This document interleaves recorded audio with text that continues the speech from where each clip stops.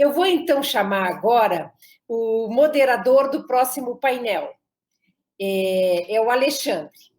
Alexandre André dos Santos é pesquisador concursado do INEP. É graduado e mestre em Geografia. Liderou equipes na gestão municipal, estadual, distrital e federal. Atuou na implementação de projetos complexos, como a organização do Enem, e em iniciativas inovadoras no campo da educação e da gestão pública. Alexandre lidera atualmente estudo sobre os desafios da gestão escolar no Brasil. Então, eu te passo a palavra, Alexandre, seja muito bem-vindo.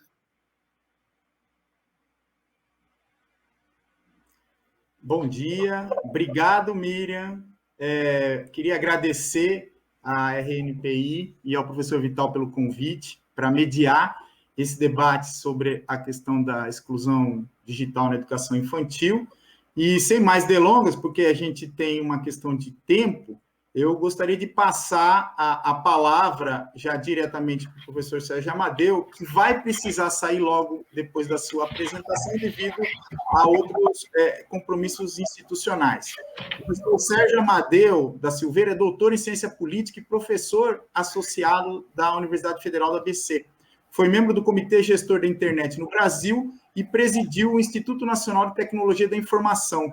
É pesquisador de produtividade 2 do CNPq e autor de diversos livros, entre eles Democracia e Códigos Invisíveis, Tudo sobre Todos, Redes Digitais, Privacidade e Venda de Dados Pessoais e Exclusão Digital, a Miséria na Era da Informação. Professor Sérgio, por favor. Está me ouvindo, né? Sim?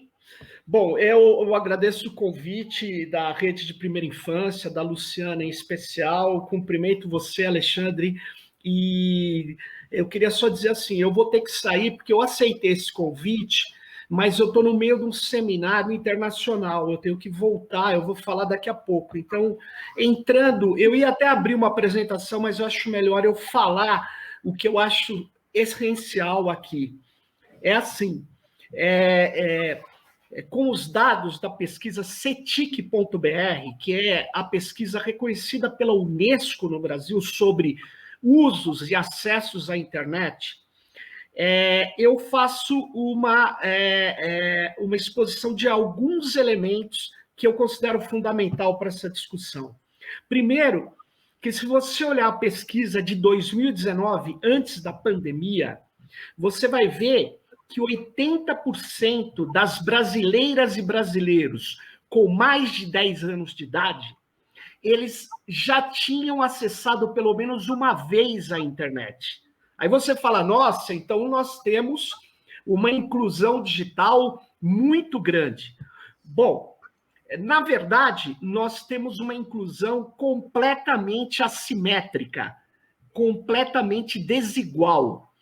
E aí, se você abrir os dados, ainda antes da pandemia, você vê que 58% de quem acessa a internet, certo? Daqueles 80%, 58% de quem acessa a internet só acessa pelo aparelho móvel ou aparelho celular. Isso quer dizer o quê? Quer dizer que você tem uma situação que, se você abrir o dado e olhar mais profundamente, isso fica mais grave ainda. Por quê? Nas chamadas classes A, no segmento mais rico da população, somente 11% acessa a internet somente pelo celular. Se você descer para a classe B, somente 26%, porque na classe A, praticamente mais de 80% acessam pelo celular e pelo computador. Quando precisa fazer uma tarefa mais complexa, é pelo computador. Quando está em movimento, é pelo celular. Esse número cai para 26%, aumenta para 26% na chamado segmento B, Só que você pegar a faixa mais populosa do Brasil, que é chamado segmento C, 61% acessam somente pelo aparelho celular. Não usam computador para acessar a internet. Então, se você pegar os mais pobres da DIE, 85% acessam exclusivamente pelo aparelho celular. É desse público e é nessa situação que nós estamos chegando quando vem a pandemia em 2020. E aí as pessoas dizem, olha, nós vamos fazer ensino remoto. Repare, além dos problemas sociotécnicos, para além da conectividade péssima nas periferias e nas cidades do interior, além da questão desses 58% da população que só acessam pelo celular, a maioria desses acessam com planos pré-pagos. Isso significa que praticamente eles não usam a internet ou todas as possibilidades da internet. Eles usam principalmente o WhatsApp.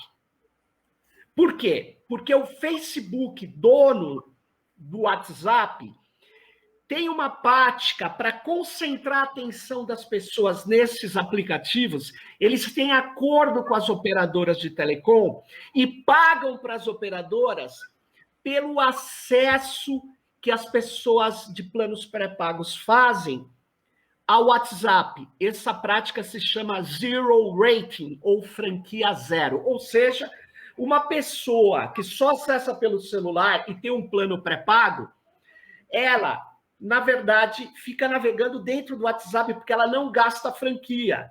E ela tem o plano pré-pago muito caro. Então, nós estamos falando de uma condição de assimetria brutal, uma condição de acesso precário à internet. Sem falar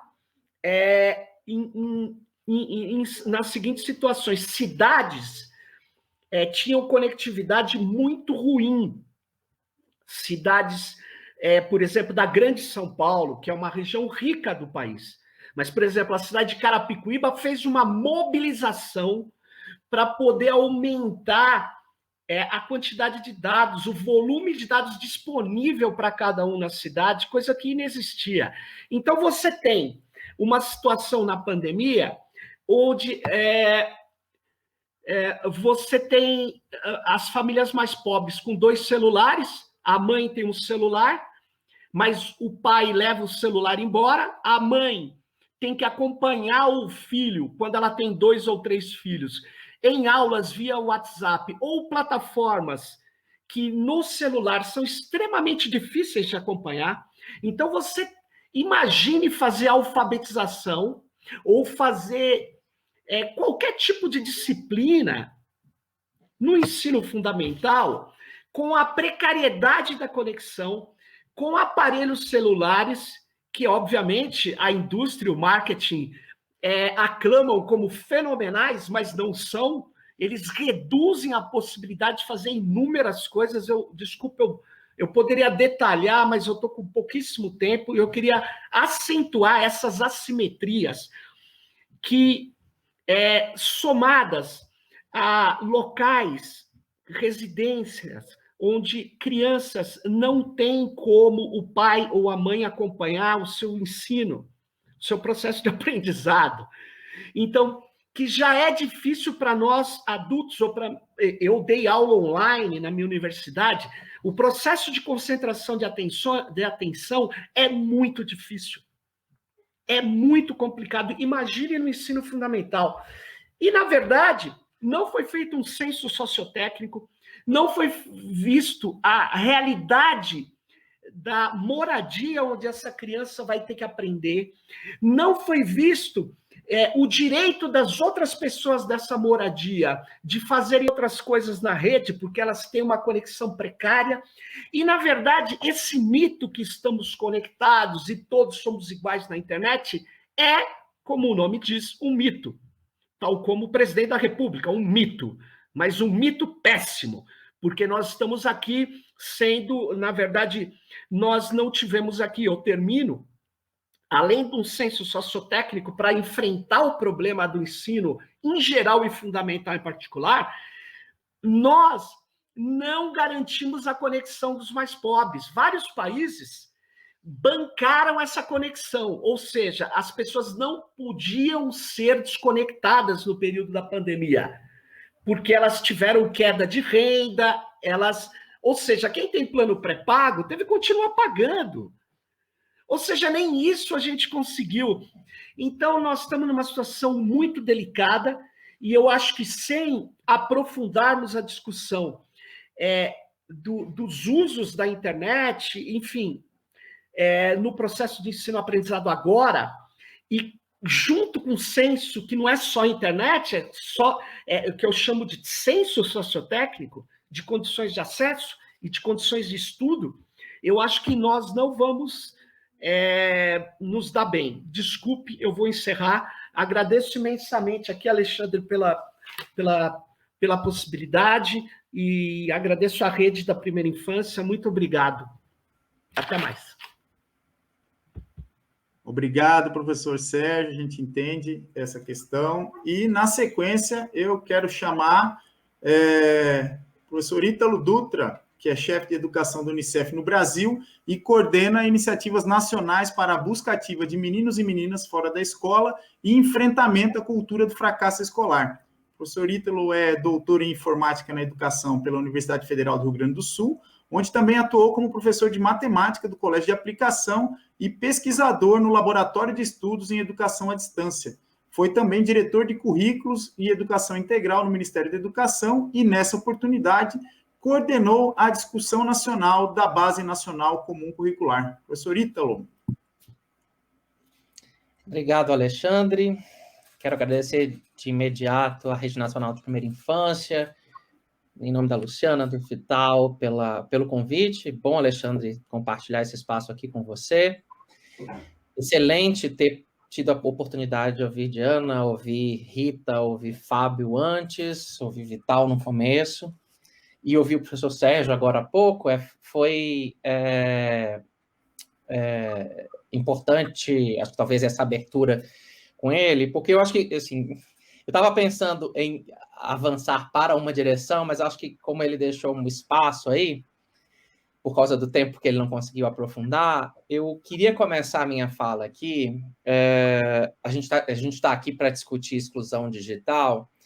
Quero dar um passo atrás e a gente discutir exclusão como um todo, excluir e discutir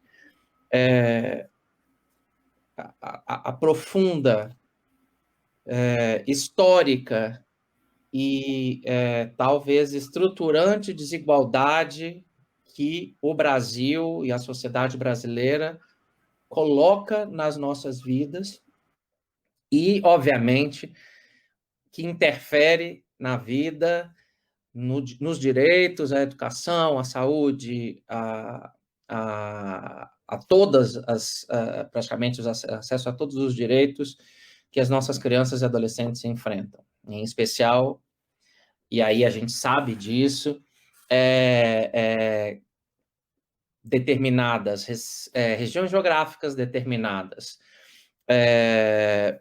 etnias populacionais ou grupos populacionais e determinados grupos populacionais em função de um olhar também da nossa sociedade que é marcado por comportamentos preconceituosos, por vezes, racistas em grande quantidade, sexistas, machistas, homofóbicos, transfóbicos, entre outros pontos.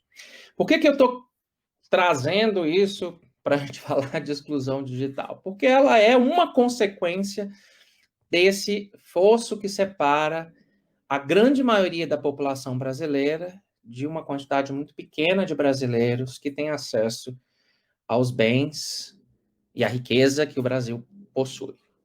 Isso tem impactos históricos, como a gente já sabe, isso tem impactos diretos, e se tem uma questão que aconteceu, que a gente pôde ter verificado nesta pandemia, que definitivamente a gente não pode fechar os olhos, é que essa desigualdade, que já era brutal antes, como bem mostrou o Sérgio, olhando o aspecto do acesso às tecnologias digitais, ela se aprofundou, e não foi pouco, durante a pandemia. E esses reflexos são reflexos que nos acompanham durante esse período que ainda estamos enfrentando da pandemia, em vários dos aspectos.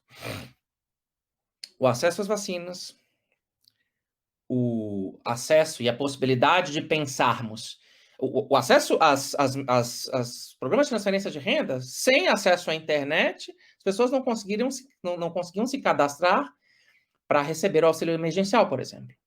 Então, assim, o tamanho do fosso e o tamanho do lugar onde nós estávamos, isso está diretamente refletido nas nossas famílias, nas famílias, né, que têm crianças e adolescentes em idade escolar e que, durante a pandemia, tiveram, no seu acesso à educação, que ser mediados por diferentes aparatos tecnológicos. Eu vou usar o termo aparato tecnológico porque, essencialmente, a grande maioria usou como aparato tecnológico apostilas impressas que eram trocadas entre as famílias e as escolas, né, encaminhadas para os professores, mas esse foi o principal aparato tecnológico que suportou as interações entre as crianças, os professores, e escolas e suas famílias. Como bem também falou o Sérgio, talvez assim, em segundo lugar, ou muito próximo a esse, a maior parte das interações também foram feitas por trocas de materiais via rede social WhatsApp. Logo em seguida. Isso é corroborado por pesquisas que foram feitas pelo Unicef, em parceria com o IPEC. A gente acabou de lançar uma segunda onda da pesquisa que realizamos sobre acessos, enfim, sobre garantia de direitos, educação, saúde, proteção, acesso à renda, enfim, segurança alimentar, nutrição. Mas a gente tem, enfim, esses aspectos olhados, né, pensando em cada um dos elementos que podem ser obtidos a partir das diferentes pesquisas que foram realizadas em 2020, se repetem progressivamente. Pesquisas que a gente também apoiou junto com a Fundação Itaú Social, que a Undime fez em relação a como as secretarias municipais, que nós sabemos que são as secretarias que têm uma fragilidade do ponto de vista de infraestrutura, como bem foi também discutido no painel anterior, digamos assim, com bastante precisão. E aí a gente tem os acessos, né, à educação mediados por esse tipo de tecnologia. Assim, óbvio, tivemos a maior parte dos estados fez uso de plataformas específicas de interação, como o Google Sala de Aula, como alguns usaram Moodle ou usaram outras plataformas aí disponíveis, enfim, Zoom e assim por diante. Alguns estados incluíram o acesso à conectividade no plano de enfrentamento à pandemia. Foram poucos, digamos assim, não foram muitos. E a gente teve... está com as nossas escolas, a grande maioria das nossas escolas, fechadas há mais de 55 semanas, desde meados de março de 2020.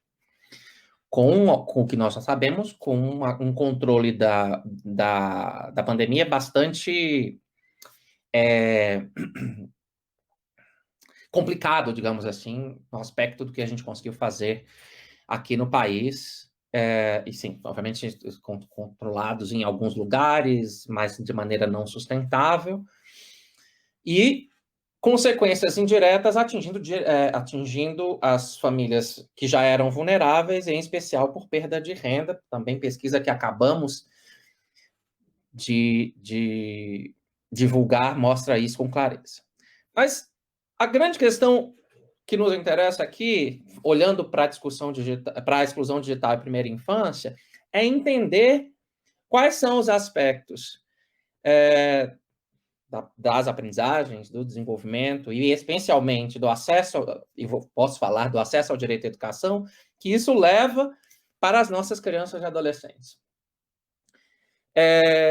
Um aspecto que eu acho que é fundamental obviamente, uma menor capacidade de interagir de maneiras mais ativas com os objetos de conhecimento necessários. Eu estou falando de uma menor capacidade, mas sem contar, também não falei esse dado aqui, estamos falando de exclusão digital, precisamos falar de exclusão como um todo. De acordo com os dados da PNAD Covid 2020, de novembro de 2020, a última que foi realizada, porque a gente ainda não tem os dados, né, enfim, de fluxo do INEP, que estão sendo finalizados, devem ser lançados em seguida, como o Fábio já comentou, mostram que mais de 5 milhões e 100 mil crianças em novembro do ano passado não estavam ou matriculadas na escola, ou estavam matriculadas, mas não tinham acesso às atividades remotas. Esse é um número, estou falando só da faixa etária de 6 a 17 anos, porque a pesquisa PNAD não perguntou sobre 4 e 5. Então, a gente praticamente, enquanto não sair esses dados mais atualizados, né, enfim, do censo, que a gente também sabe que, enfim, tem uma capacidade, uma confiabilidade que em função de que eles foram produzidos, em primeiro lugar, no ponto de matrículas no ano passado, e depois a parte de fluxo agora. Mas, certamente, a discussão sobre abandono e exclusão vai aparecer mais e mais. Mas só para vocês terem ideia, 5 milhões de crianças e adolescentes que estavam fora da escola com idade entre 6 e 17 anos, a gente tinha esse exato número em 2000. Então, é um retrocesso de 20 anos. E que, se a gente não fizer nada, é um retrocesso importante na garantia do direito à educação de nossas crianças e adolescentes, e que isso é profundamente marcado e associado à exclusão digital, que a população mais vulnerável sofre. Essa exclusão digital impede uma interação com as tecnologias digitais, em especial no sentido de fazer uso das mesmas, se apropriar das mesmas, para ampliar as nossas potencialidades físicas e sensoriais e de pensamento. Acho que essa também é uma questão importante. E isso atinge diretamente, obviamente, o desenvolvimento das crianças e adolescentes, em especial olhando numa perspectiva a médio e longo prazo, na inserção no mundo do trabalho. Pode parecer, enfim, obviamente, e precipitado a gente falar sobre inserção ao mundo do trabalho ainda na primeira infância, mas a gente está num contexto importante, olhando para o caso das famílias, e acho que o que o Sérgio trouxe tem dados absolutamente interessantes, no sentido em que a gente tem famílias com acesso à internet exclusivo pelo celular, as mais vulneráveis apenas pelo celular, e esse acesso, ele é um acesso que precisa ser compartilhado entre trabalho, certamente mais de uma criança ou adolescente na casa, e, obviamente, a gente tem uma exposição ao tempo de telas que é maior, que também nós já sabemos que é uma questão a ser discutida para crianças, em especial as crianças menores. Olhando para esse aspecto como um todo, o acesso à educação claramente prejudicado, tanto do ponto de vista da qualidade das interações com o conhecimento, quanto com as interações entre as crianças, entre seus pares, entre crianças e seus professores. Ele tem direta relação com a capacidade de interação, de acesso às tecnologias digitais, à internet especificamente. Então, não dá para falar de educação, não dá para falar de desenvolvimento e aprendizagem nesse período da pandemia, sem falar de exclusão digital. Qual a grande questão aqui que, para mim, me parece importante? A gente acabou de ter aprovadas, enfim, ou pelo menos derrubados os vetos no Congresso Nacional, 2 leis importantes de universalização do acesso à internet, com foco em populações mais vulneráveis e populações historicamente deixadas para trás. a regulamentação da lei do FUST, né, e com a distribuição de recursos, com foco na garantia de conectividade em banda larga para as escolas até 2024, pensando especialmente nas comunidades rurais e comunidades mais afastadas, e a Lei 3477, que garante acesso à internet a crianças e professores que estão no cadastro único. Essas duas leis, enfim, implicam em um acesso a uma distribuição de recursos importantes para a conectividade, para o acesso às tecnologias digitais. E a gente, obviamente, sabe que a gente está falando das crianças, mas muitos professores tiveram uma dificuldade de fazer educação remota por falta de acesso à internet ou por falta de familiaridade com a internet, de maneira também bastante significativa. Então, assim, todos esses aspectos, olhando para o que, como muito bem disse a Rita, eu acho que a palavra que ela usou foi cirúrgica, isso deixa marcas ainda mais complexas no que nós estamos passando nesse momento. Temos um apagão de dados sobre educação infantil, sobre o acesso à educação infantil para nossas crianças e adolescentes, para as nossas crianças, na verdade, a criança e adolescente é vício da linguagem, para quem está sempre no Unicef, a gente sempre tem esse costume. E a gente tem, pensando no aspecto, ou pelo menos na forma com que nos encontramos nesse momento, em olhar e em pensar o que vai acontecer no período de pós-pandemia, uma população que vai ser excluída do que hoje a gente está acostumando chamar nos benefícios que poderá trazer para a educação das nossas crianças e adolescentes do dito ensino híbrido. Educação híbrida, educação complementada, presencial complementada por mediação tecnológica, como que a gente queira chamar. Ou seja, estamos caminhando nesses aspectos do que nós estamos conversando, sim, é óbvio, e a gente já tem bastante conhecimento acumulado sobre o assunto, de que combinar educação presencial com as possibilidades de interação com objetos de conhecimento que a mediação tecnológica pode oferecer, é fantástico para as crianças, adolescentes, para o desenvolvimento, para a aprendizagem e para as famílias. Mas o que nós temos, se não cuidarmos disso de uma maneira clara, é uma divisão que se amplia e que com essas leis que foram aprovadas, que ainda que são claramente direcionadas a essa população mais vulnerável, precisam de uma regulamentação rápida, precisam de uma regulamentação bem feita e de uma aplicação de recursos que permita ampliar as oportunidades de aprender. A minha área de educação, não posso deixar disso para trás, e se desenvolver e entender como que isso impulsiona o desenvolvimento das famílias e das suas respectivas comunidades. Nós não estamos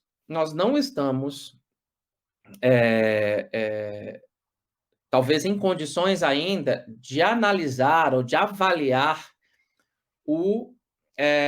todo o impacto que isso vai trazer a médio e longo prazo para a educação em função da pandemia.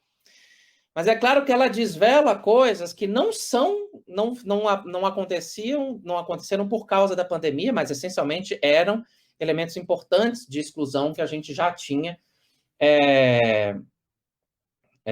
de uma maneira assim bastante complicada, acompanhando desde que estamos tendo o acesso e a capacidade de pensar sobre os dados e analisar sobre quais são os elementos importantes que levam a essa desigualdade estrutural que nos acompanha historicamente e os impactos disso na educação. Se a gente pudesse olhar, então, como que a gente lidou com isso no ano de 2020, pensando especialmente na educação infantil, e aí eu vou me permitir aqui dar um spoiler para vocês. E queria dar um spoiler aqui de uma ação que nós iniciamos no ano passado.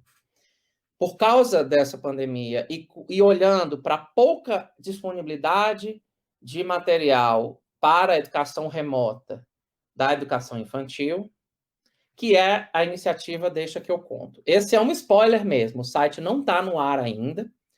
Esse site ele está sendo finalizado, mas a gente produziu, quando a gente começou aí, e ainda por volta de abril, maio do ano passado, a produzir materiais que eram materiais que podiam ser compartilhados nestas redes que a gente falou aqui anteriormente.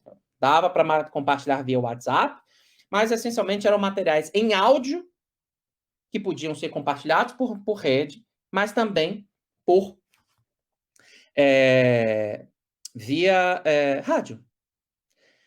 A iniciativa Deixa que eu conto, então, criou um conjunto de podcasts. Hoje a gente já tem disponibilidades disponíveis para vocês no site do Unicef. Não esse aqui vai ser um site novo, mas no site do Unicef, só buscarem lá, Deixa que eu conto Unicef, que vocês vão achar a lista de todos os episódios para fazer download, em plataformas digitais como o YouTube e o Spotify. Esses programas, eles foram programas pensados para a gente superar um pouco essas questões da exclusão digital e tinham o objetivo de ofertar oportunidades de aprender na interação de crianças e suas famílias. São jogos, brincadeiras, música, contação de histórias, que foram disponibilizadas com temáticas diferentes, né? Olhando para as regiões que a gente tem priorização, com foco, a gente construiu aqui um conjunto de programas com foco na Amazônia, construímos um conjunto de programas com foco na população afro-brasileira. A gente está agora já iniciando a produção de um conjunto de programas com foco, com um olhar específico para crianças e adolescentes com deficiência, produzida por realizadores, pessoas com deficiência. E isso foi uma maneira do Unicef contribuir olhando para o que a gente já identificava naquela época de primeiro um apagão, literalmente, da educação infantil no sentido dos aspectos enfrentados para fazer a educação infantil remota, o que todos nós, quando a gente fala quando a gente fala a expressão educação infantil remota, a gente, obviamente, já vê uma série de problemas em relação ao próprio termo. Mas o objetivo, portanto, era constituir um conjunto de materiais que pudesse ser distribuído de diferentes formas possíveis. O rádio é uma importante fonte de acesso de informação em localidades sem acesso inclusive sem acesso à internet, porque tem o rádio a pilha, a gente sabe disso como uma possibilidade importante de acesso, e com foco na interação crianças e suas famílias. Indexado pela nossa Base Nacional Comum Curricular e tal, a gente conseguiu atingir mais de 5 milhões de pessoas, de acordo com os levantamentos que fizemos, tanto dos downloads digitais, mas principalmente com acesso à rádio, nas parcerias que fizemos. E esse site ele vai ser lançado porque ele vai incluir agora uma série de usos, um guia específico, que também já vou dar um spoiler aqui, já está no nosso site do Unicef, né? Mas conjunto com guia de possibilidades pedagógicas, programa a programa, com uma ficha de cada programa, olhando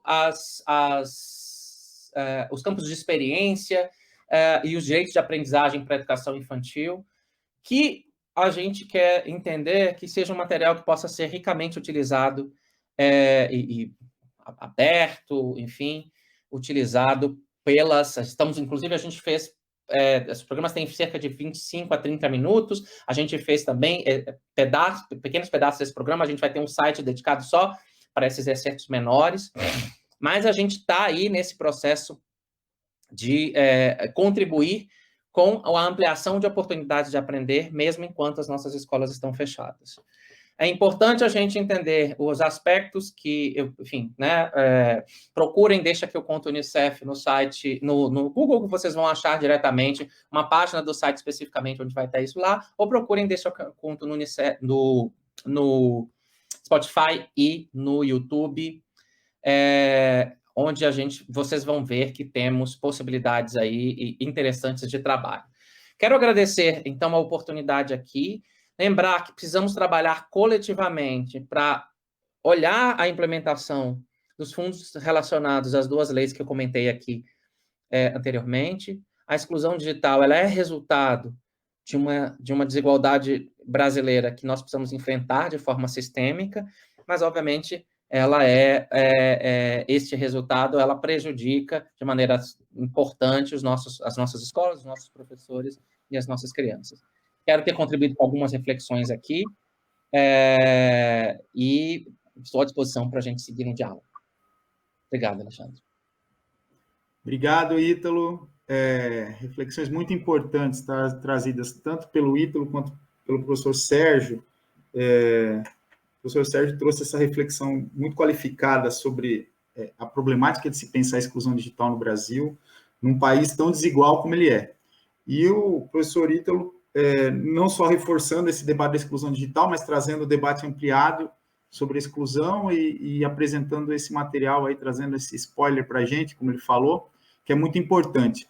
Ítalo, eu quero aproveitar para fazer a leitura de um pequeno trecho do Plano Nacional pela Primeira Infância, que foi revisto e atualizado agora em 2020, e que trata ali no ponto 12 de uma questão que tem tudo a ver com essa mesa e com esse debate.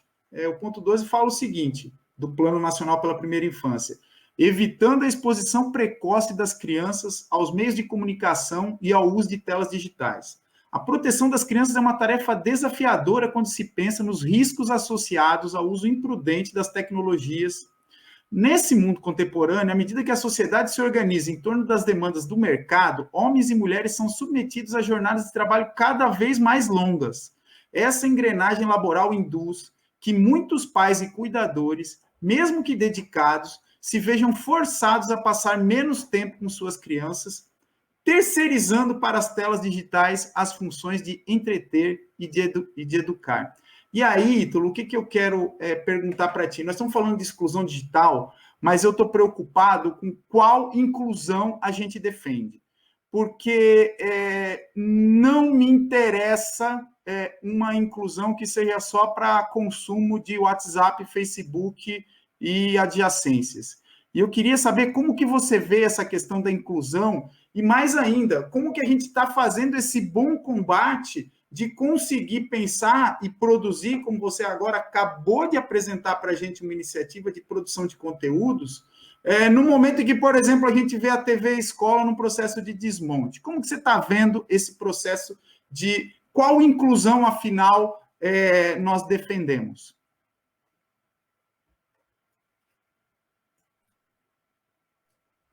Ótima pergunta, Alexandre. Acho que a gente tem que começar dizendo que infância é para brincar. A infância, como um período do nosso desenvolvimento, ela tem no seu espaço, e eu estou falando, obviamente, vou falar isso do ponto de vista educacional, que é de onde eu tenho mais tranquilidade de fazer, mas isso pode se estender a aspectos que envolvem saúde mental, né, saúde psicossocial de crianças e adolescentes, enfim, questões relacionadas aos aspectos de socialização e assim por diante. Mas infância tem por necessidade a brincadeira. Este é um primeiro ponto. Um segundo ponto, a discussão sobre exposição a telas, eu acho que a gente também já tem bastante conhecimento acumulado de que é preciso limitar a exposição a telas, inclusive de nós adultos. Uhum. A gente está falando, mas se é prejudicial para nós adultos, imagina para as nossas crianças que são deixadas nesse processo. A gente está falando de exposição de telas, não é de agora, a gente está falando da TV lá nos anos 80, no começo dos anos 90, a gente estava falando disso, quer dizer, 80, 90 dos estudos que a gente são mais recentes, mas a gente está falando de exposição de tela já há muito tempo. A ideia nesse contexto de combate à exclusão digital, é uma ideia de ampliar as interações possíveis estabelecidos os limites necessários de exposição para isso. As crianças podem brincar usando as telas? Sim. Mas isso é o melhor para elas? Não. Também já sabemos disso, não preciso, enfim, eu não fui o responsável por nenhum estudo dessa natureza, mas nós já temos conhecimento acumulado bastante de que a cultura corporal, para todos nós, de novo, não só para as crianças, para todos nós, principalmente para elas no seu período de desenvolvimento, é absolutamente fundamental. Então, Alexandre, eu acho que o combate a ser travado nesse contexto de diminuição de desigualdades é absolutamente central para o que nós estamos conversando aqui. A gente precisa ter a clareza de que as tecnologias digitais, elas contribuem, elas são necessárias para a convivência, né, no mundo contemporâneo, e elas fazem parte da vida das crianças, dos adolescentes e das suas famílias. Contudo, elas fazem parte em aspectos que são sempre bons e sempre ruins. Sempre tem esses dois lados. Né? Enfim, a gente está falando de tecnologias digitais, mas a gente poderia falar enfim, eu me lembro da discussão da caneta esferográfica. Obviamente, não estou tão velho assim, mas eu lembro de uma palestra da minha então orientadora de doutorado, a Léa Fagundes, falando: nós ficamos lá anos debatendo se a gente deveria, quando que as crianças poderiam ou deveriam começar a usar caneta esferográfica nas escolas, sem pensar em quais eram as melhores oportunidades que a caneta esferográfica traziam para essa contribuição. O mesmo vale para as tecnologias digitais. Quais são as melhores oportunidades? Sem acesso a elas, eu não tenho como explorar. O que não significa que eu vou basear a nossa intervenção educacional meramente em exposição e uma troca mediada por telas, que seria o extremo oposto, digamos assim, nesse contexto. Então, enfim, mediação de adultos. Aqui, Carol, minha colega do Unicef, acabou de colocar aqui no chat, o pessoal colocou aqui. Mediação de adulto é, obviamente, fundamental. O tempo é, obviamente, fundamental. E a interação com outras crianças é, obviamente, fundamental. Então, é muito importante a gente entender, nesse contexto, de que a gente precisa produzir conteúdos para a educação, a primeira infância, para a educação infantil. O Unicef entendeu essa lacuna e o Deixa Que Eu Conto é uma resposta a isso. A gente também está pensando em pegar alguns desses episódios e animá-los, fazer animação. É uma outra possibilidade. Rita também foi perfeita na sua intervenção. O contato com o livro, o contato com a imagem, com o papel, com as letras, enfim, nesse processo da brincadeira, é fundamental e interessante. Que não significa que a gente vai botar as nossas crianças de educação infantil sentadas cobrindo letras para fazer caligrafia ou associando, enfim. No contexto da brincadeira, é óbvio que existem processos de alfabetização que já estão acontecendo desde que as crianças nasceram, propriamente dito, na sua oralidade, nos aspectos desse sentido. Mas a gente precisa proteger o direito a brincar na infância. Esse é um direito fundamental. E por que esse é um direito fundamental? A gente precisa olhar para os aspectos que este direito a brincar precisam estar colocados. Exposição a telas controlada, acesso a elas importante, mas controlado, com tempo, e acesso às outras oportunidades e possibilidades do brincar, que são muito mais extensas e além do que isso que a gente está falando aqui, né? É isso, Ítalo. E sabia que eu sou geógrafo, Ítalo? Não sabia, sabia? Sabia. Então, na geografia, a gente tem um debate muito interessante sobre o conceito de cidades educadoras, né? E na minha experiência, interlocução com a Rede Nacional da Primeira Infância, quando a gente estava discutindo lá atrás a Avaliação Nacional de Educação Infantil, e depois a própria discussão do SINAEB, eu ficava sempre muito impressionado com a qualidade da contribuição da educação infantil para o próprio debate de uma escola diferente, de uma escola que, nesse momento da pandemia, se mostrou tão necessário, no momento em que a gente não tinha o acesso à sala de aula, né? E como eu vejo que a gente teve uma dificuldade tão grande de colocar, por exemplo, esse debate das cidades educadoras, nesse momento de pandemia, como um processo de qualificar esse debate dessa nova escola, que precisa estar ajustada a esse tempo de pandemia, que essa pandemia tende a passar, mas, infelizmente, as mudanças climáticas, a ocupação desordenada, a despreocupação com sustentabilidade, elas tendem a dar uma recorrência a esse tipo de evento, infelizmente. Essa recorrência é algo que a gente tem que incorporar no nosso processo de organização.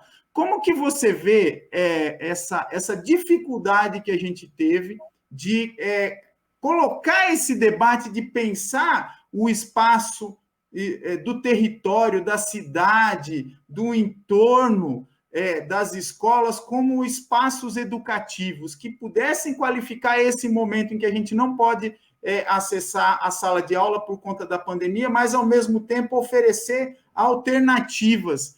E em que medida você vê que a educação infantil, na verdade, tem já várias dessas respostas, né? Quem de nós já não viu aquela filinha de crianças de mão dadas na rua, fazendo uma visita no entorno de um centro de educação infantil, e como isso poderia ser, eventualmente, uma alternativa nesse debate de qualificar e pensar a nova escola nesses tempos pós-pandemia?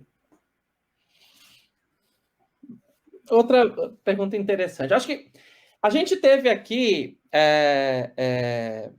Bom, primeiro vamos lá. O debate sobre cidade educadora, educação integral, ele não é novo, né? Enfim, Anísio Teixeira, Darcy, enfim. Nós temos já bastante tempo. Estamos todos, digamos assim, pelo menos no discurso, a gente quase, não é unânime, mas a gente é bastante, como é que eu posso dizer?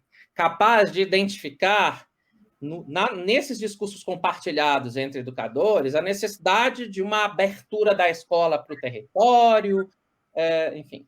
As nossas cidades estão, a cada dia que passa, menos voltadas para as pessoas, que dirá para as crianças. A gente tem menos e menos espaços de interação externos, menos verde, menos espaço para as crianças brincarem, menos árvores, menos tudo. A cada período, e a gente vê, a ocupação desordenada é um exemplo claro em que se consubstancia, do ponto de vista, nesse aspecto aí da ocupação do espaço, a nossa desigualdade.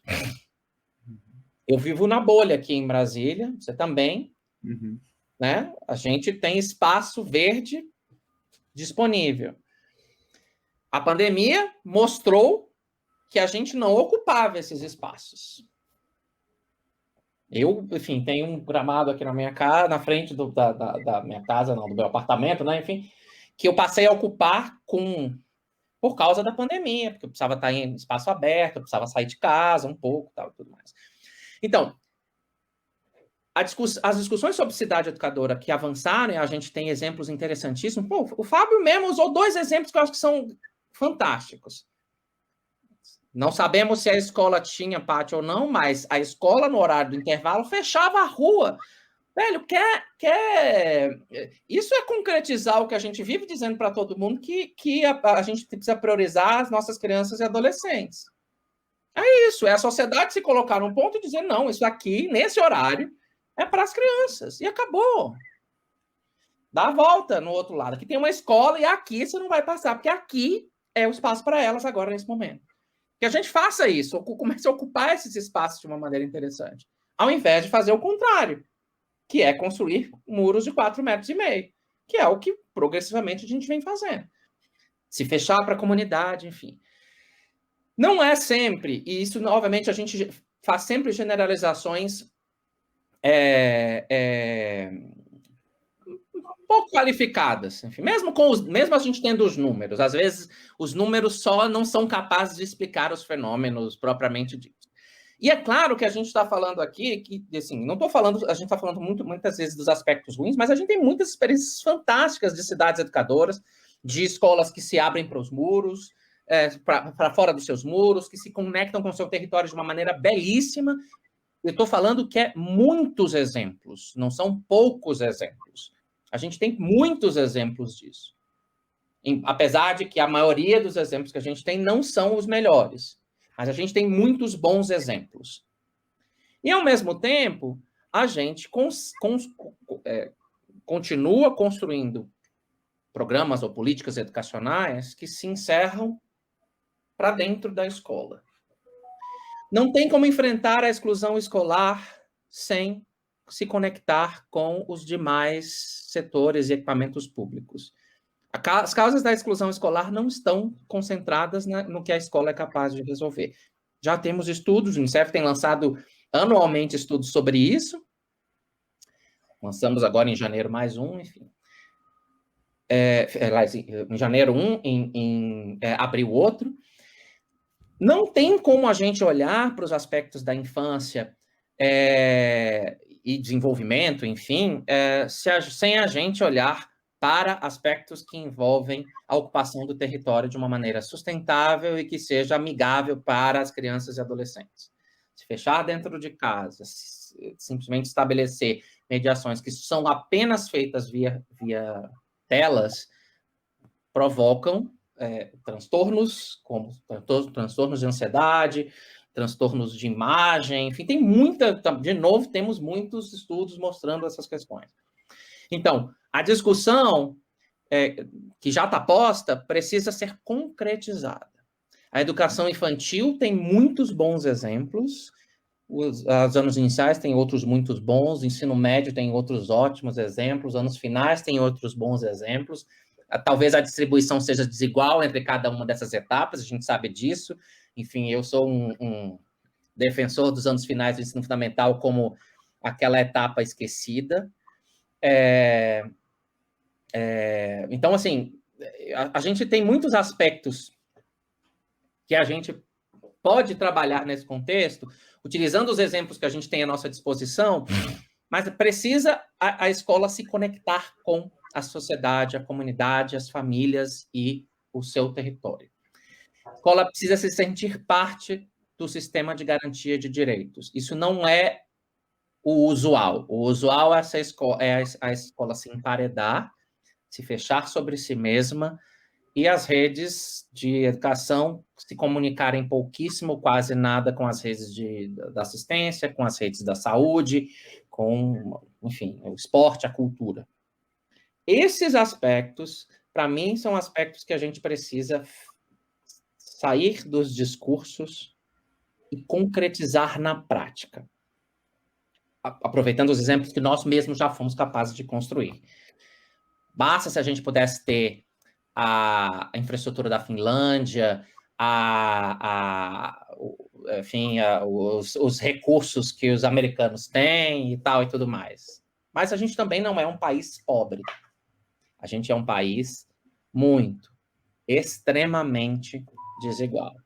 Então, precisamos sair dos muros e enfrentar a desigualdade. Esse não tem outro jeito que a gente fazer. E temos bons exemplos de como fazer isso aqui mesmo no país.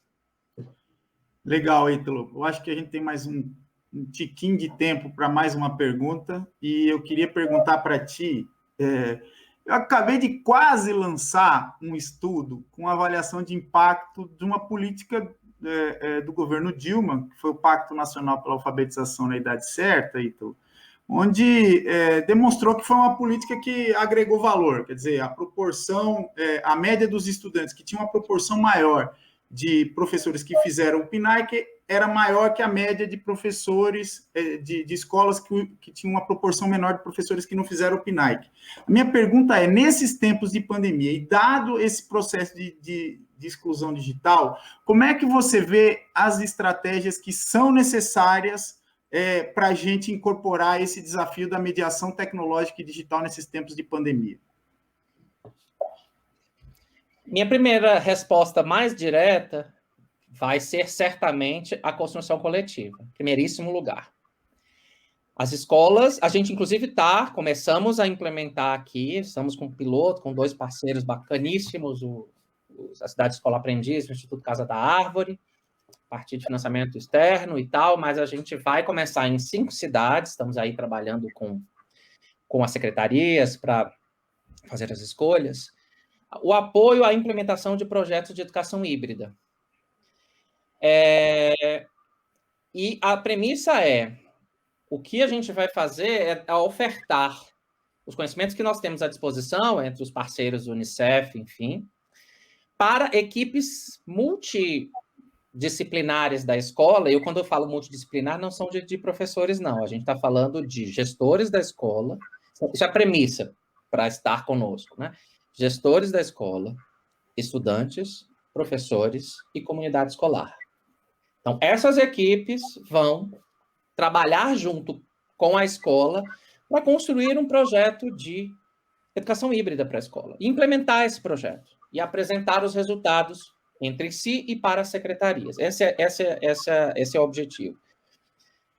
Por quê? Porque a gente sim sabe de premissas importantes do ponto de vista técnico, tecnológico e educacional, mas a gente precisa, de novo, concretizar essas coisas. E na concretização, a gente precisa também enfrentar uma questão importante, que é a enorme falta de diálogo entre os diferentes setores. As crianças e adolescentes são pouco ouvidas, os professores seguem orientações sem conseguir conversar entre si e com as crianças e adolescentes, a gestão trabalha para resolver questões muito mais administrativas do que pedagógicas, e assim vai.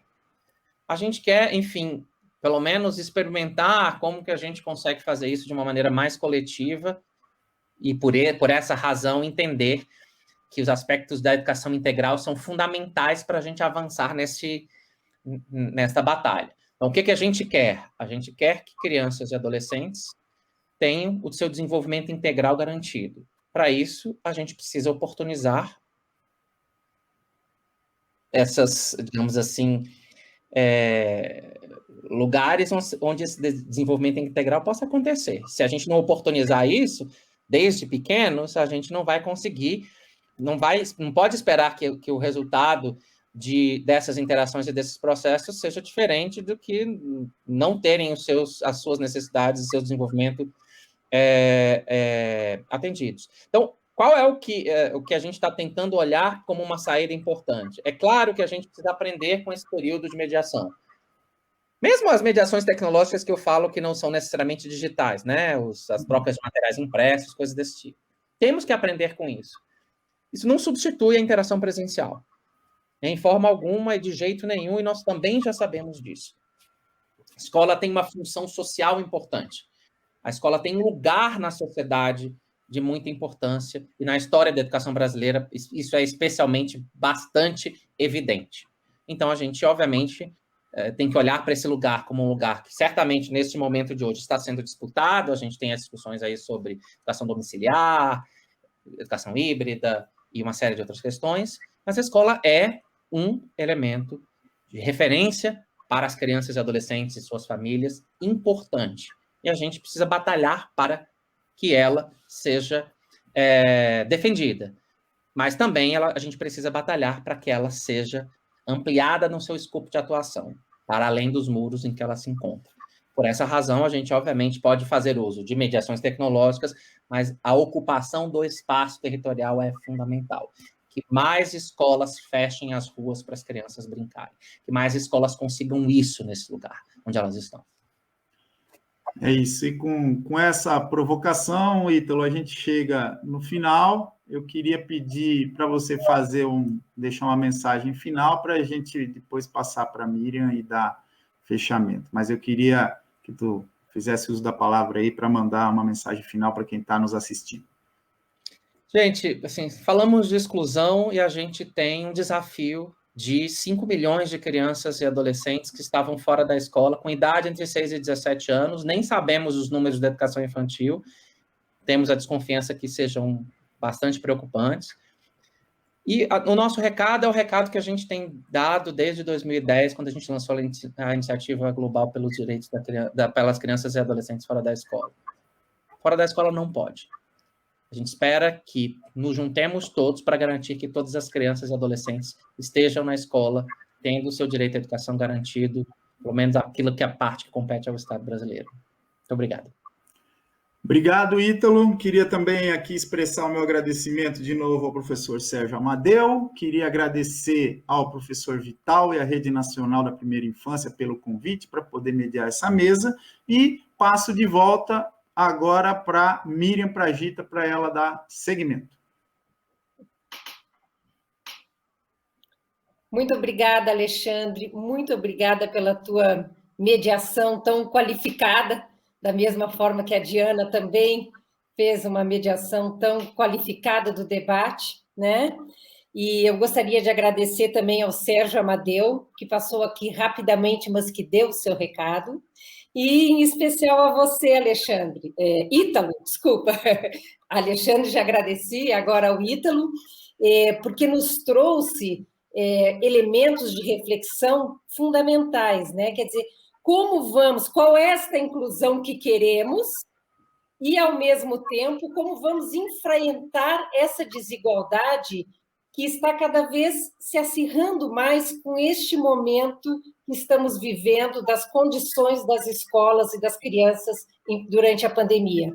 Então, são duas questões que eu ouvi muito bem você dizer, que isso nós não vamos fazer sozinhos, né? A gente precisa contactar, precisa estar em diálogo com os demais setores públicos. E eu acho que esse é um enorme desafio que nós temos aí pela frente.